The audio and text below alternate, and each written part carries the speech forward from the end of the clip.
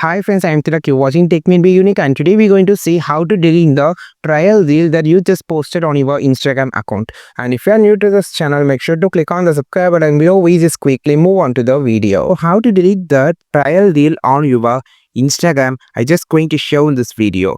To delete the trial reel, so first of all go to the reel section here. You have this trial reel. I have only one trial here. I just had been uploaded. So I just need to delete the trial reel. Just click on the reel first. Then here you click on the three dots normally to the whatever that we just do for other reels. So here you have this option called delete. Click on the delete option. So the delete, you can restore this reel from recently deleted in your activity within the 30 days. After that, the reel will be permanently deleted.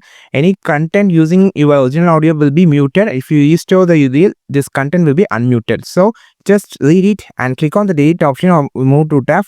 This is how you just delete the trial reel on your Instagram account. I think this video helped you a lot. Like this video, share this video, subscribe this channel. We will meet on next video with a super valuable content. This is Tilak signing off from Tech Made Be Unique. Have a wonderful and also a beautiful day.